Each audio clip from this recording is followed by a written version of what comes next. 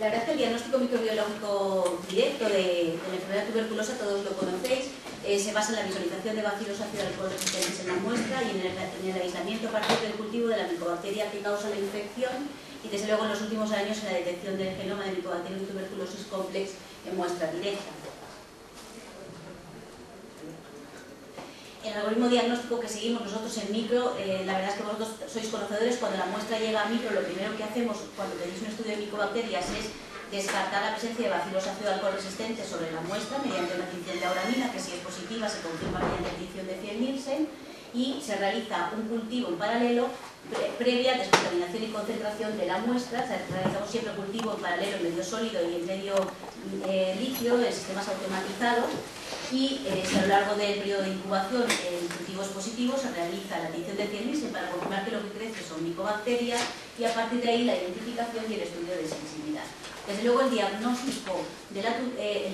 microbiológico de la tuberculosis ha experimentado un gran avance en los últimos años gracias a los sistemas automatizados de cultivo en medio líquido, puesto que reducen significativamente el tiempo de detección. Por ello nosotros creemos que es importantísimo emplear técnicas de identificación a partir de esos cultivos positivos que nos permitan identificar de una forma rápida y coste efectiva la micobacteria que ha crecido. Hasta hace escasamente año y medio nosotros empleábamos sondas de detección de DNA, sondas específicas de DNA para la identificación del complejo tuberculosis, pero hace año y medio introdujimos eran técnicas moleculares y la verdad que bastante fáciles, que identificaban la micobacteria en 3 horitas y estábamos bastante contentos, nos daban muy buenos resultados, incluso son un método de referencia a la hora de realizar estudios, pero hace año y medio introdujimos una técnica rápida, es una técnica de inmunocromatografía que se basa en la detección de una fracción proteica que sintetiza la mayor parte de las especies del complejo tuberculosis, la MPT64. Entonces esta técnica es tan rápida que cuando una vez el cultivo, el MI, te da un cultivo positivo, tú confirmas que realmente lo que han crecido son bacilos ácido alcohol resistentes, coges 100 microlitros de ese cultivo, lo dispones en el dispositivo y en 15 minutos te identificas si realmente hay un complejo Mycobacterium tuberculosis, tan sencillo como eso. Los técnicos están encantados. Tiene sus limitaciones, puesto que no nos permite identificar las especies dentro del complejo ni descarta totalmente otras infecciones por otras micobacterias, pero bueno, la verdad es que es una técnica que ha dado buenísimos resultados y de hecho en el congreso que hace unos días estuvimos por el Grupo Español de Micobacteriología, presentamos un trabajo realizado de forma conjunta con los compañeros del clínico en el que estábamos un montón de aislados y evaluábamos la utilidad de este método para ponerlo de forma rutinaria en el diagnóstico de la infección. Entonces hicimos un estudio en 3 fases. En la primera fase, a partir de aislados clínicos de las colecciones que teníamos guardados en el cepario, tanto el clínico como el hospital general,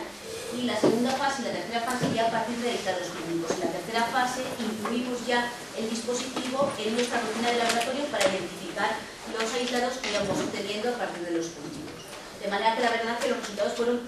muy buenos, porque en las 2 primeras fases del estudio tan solo hubieron 4 resultados discrepantes, es decir, positivos mediante métodos moleculares, pero negativos mediante el dispositivo que estábamos estudiando, pero 3 de ellos eran Mycobacterium bovis BCG. Mycobacterium bovis BCG es una de las cepas que es defectiva en esta proteína, por tanto el dispositivo no la identifica. Y en esta tercera fase la verdad que la concordancia fue del 100%, 124 resultados positivos que concordaban con otros métodos moleculares de identificación y 17 negativos que fueron identificados como distintas especies de micobacterias atípicas. Así la valoración estadística global de todos los resultados, fijaros que arroja una sensibilidad del 98% con especificidad y valor predictivo positivo del 100%. Eran resultados concordantes con los estudios que hemos visto en la bibliografía, publicado recientemente, ahora en el 2011 en el JCM, por distintos autores. Una elevada concordancia, por tanto, de esta técnica con otros métodos moleculares, con las técnicas de hibridación, que las tomamos como método de referencia, y por tanto un procedimiento rápido, sencillo y muy fácil de realizar, que nos permitía identificar la mayor parte de las especies híbridas en el complejo, incluirlo en nuestra rutina de laboratorio y además con un precio, la verdad que muy bueno, que es también importante. Si necesitamos ir más allá, identificar especies dentro del complejo u otras micobacterias atípicas, disponemos de técnicas de hibridación que se basan en la amplificación de una reacción intergénica que nos permite identificar un amplísimo abanico de micobacterias, de especies micobacterianas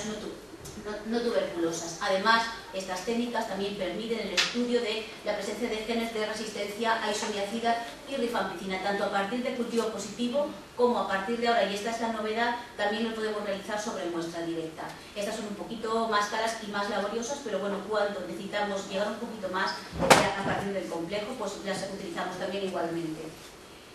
Desde luego, la revolución en el campo del diagnóstico microbiológico de la tuberculosis han sido las técnicas de detección de genoma de bacterium tuberculosis complex en muestra clínica. Las técnicas de PCR en tiempo real tienen sensibilidades muy buenas, tanto en muestras con baciloscopia positiva, pero también en muestras con baciloscopia negativa y una especificidad muy elevada. Nosotros disponemos de dos métodos comerciales distintos y desde luego nuestro sistema estrella es el GeneXpert. El GeneXpert es un método comercial que permite la detección rápida tanto del complejo tuberculosis como la detección de resistencia a rifampicina.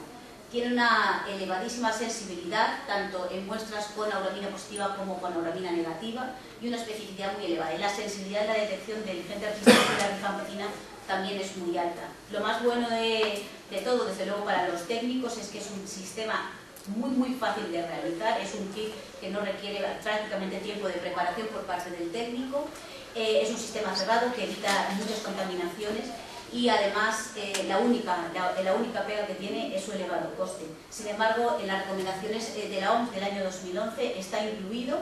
recibió el aval de la OMS en diciembre del 2010 y ahora en el 2011 ya lo usan 26 de los 145 países para los que la OMS recomienda este método como un método excelente de diagnóstico rápido de tuberculosis para detectar pacientes bacilíferos o pacientes que probablemente puedan contagiar y cortar el ciclo de la infección. En estos países la OMS ha logrado que se reduzca el precio considerablemente, pero a nosotros nos resulta un método bastante caro, aunque la verdad es que es fantástico. Y la única otra pega es que requiere una cantidad de muestra de aproximadamente 1 mililitro, con lo cual para muestras respiratorias, que es para lo que está validado oficialmente, funciona muy bien, pero a veces tenemos problemas con líquidos biológicos, otras muestras bacilares que no tenemos tanta cantidad. De todos modos, cuando lo incluimos en nuestra dinámica de laboratorio, hicimos un pequeño estudio, ahora tenemos muchísimas más muestras, pero la verdad es que no hemos recaudado todos los porcentajes globales. Hicimos un estudio con muestras respiratorias y no respiratorias y los resultados también fueron muy buenos. Fijaros que solo hubieron 3 resultados discrepantes, es decir, una PCR negativa por GeneXpert con un cultivo positivo, pero cuando fuimos a ver el cultivo era positivo para 3 micobacterias atípicas, es decir, una especificidad del 100%, concordante con las publicaciones que hay sobre este sistema pues, durante el 2010 por Henley y colaboradores y también en un estudio multicéntrico que ha servido de referencia para la institucionalización de este sistema. Disponemos también, a veces os digo, no, os voy a hacer una PCR pero de las normales. Bueno, este es otro sistema de PCR real time, es un poquito más engorroso, lleva un poquito más de tiempo, no es un sistema tan cerrado puesto que requiere una extracción previa del ADN y luego la amplificación, pero la verdad es que también tiene niveles de sensibilidad y de especificidad muy buenos. En este caso sí que está validado para muestras no respiratorias y muestras respiratorias, lo único que no detecta genes de resistencia. Entonces, para este sistema también tenemos alguna publicación en la que hicimos un estudio de 179 muestras, sobre todo más del 60% eran muestras no respiratorias, y la comparamos con el cultivo. El problema de los sistemas comerciales de PCR real-time es que son sistemas que se han desarrollado muchos tipos, pero realmente no hay estudios concluyentes, no hay conclusiones muy sólidas sobre uno u otro. Y es que la dificultad está en que tenemos que compararlos con el cultivo en medio sólido o en medio líquido y en teoría el cultivo que nos serviría de gold estándar debe tener menor sensibilidad que las técnicas de PCR. Entonces fijaros que entre las conclusiones que obtuvimos en este estudio que presentamos en la SEINT en Málaga del año pasado,